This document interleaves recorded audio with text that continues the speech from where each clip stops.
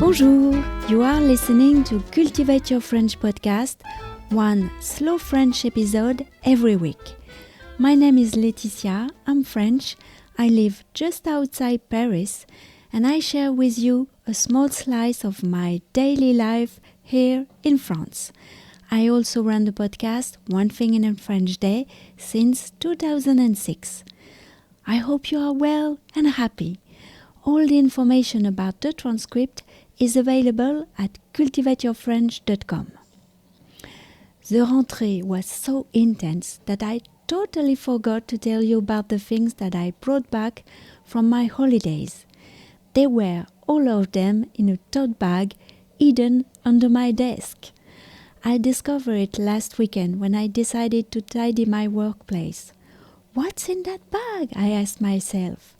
I found some paper cords, some paper bags to cook chicken in the oven, maps of the Jura region, my summer notebook. Taking these things out of the bag gave me an idea. I could take each thing out of the bag in front of my camera for you, my listeners. This is how this episode became a video episode on the Cultivate Your French YouTube channel. As it is a slow French podcast, I decided that I could not overwhelm you with too much things. So I concentrate on the things about Paris. Donc, maintenant, parlons français. Je vous lis le texte une première fois lentement et ensuite à vitesse normale. N'oubliez pas d'aller regarder la vidéo qui va avec cet épisode. Qu'est-ce qu'il y a dans mon sac? Voici ce que nous avons acheté le jour où nous avons visité la Sainte-Chapelle. Alors, j'ai beaucoup aimé cette carte postale en bois. Elle représente une boulangerie-pâtisserie parisienne.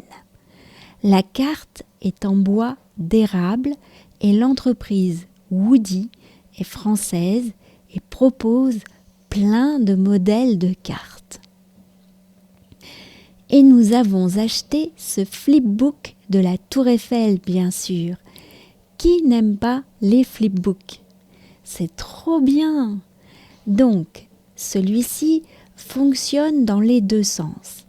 Il présente aussi l'histoire de la construction de la Tour Eiffel, avec des anecdotes à chaque page, en français et en anglais.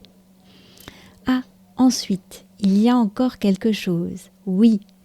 Ah, le livre Paris, carnet du voyageur de Zoé de Lascaz. C'est à la fois un carnet de coloriage et un carnet d'adresses. Il m'a été recommandé par deux amies, Adeline et Pauline. C'est une mine d'adresses sympas à Paris pour bruncher, découvrir une marque de vêtements, des designers, des petites boutiques fleuries, des parcs ou encore prendre le goûter. Ah, regardez, les glaces Bachir où nous sommes allés cet été. Pour terminer, le troisième sac de cette vidéo, qui est un sac que j'ai acheté cet été chez Muji. Il est très pratique avec ses poches. Je m'en suis beaucoup servi cet été lorsque nous sommes allés au parc avec les filles. Et maintenant, le texte à vitesse normale. Alors maintenant, je vais vous montrer ce que nous avons acheté le jour où nous sommes allés à la Sainte-Chapelle. Alors j'ai beaucoup aimé cette carte qui est en bois. Elle représente une boulangerie parisienne. La carte est en bois d'érable et l'entreprise s'appelle Woody. C'est une entreprise française qui propose plein de modèles de cartes. Et nous avons acheté ce flipbook de la Tour Eiffel, bien sûr. Qui n'aime pas les flipbooks? C'est trop bien. Donc celui-ci fonctionne dans les deux sens. Il présente aussi l'histoire de la construction de la Tour Eiffel avec des anecdotes à chaque page en français et en anglais. Ah, ensuite, est-ce qu'il y a encore quelque chose? Oui! Ah, le livre Paris, carnet du voyageur de Zoé de Lascaz. C'est à la fois un carnet de coloriage et un carnet d'adresses.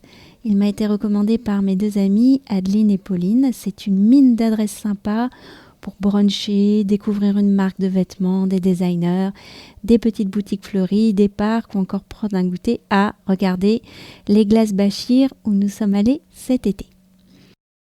Pour terminer, le troisième sac de cette vidéo qui est un sac que j'ai acheté cet été chez Muji. Il est très pratique avec cette poche, vous allez voir, pour ranger les cartes. Je m'en suis beaucoup servi cet été lorsque nous sommes allés au parc avec les filles. Cultivate Your French, c'est fini pour aujourd'hui. Je vous retrouve avec grand plaisir dès la semaine prochaine. À bientôt, au revoir.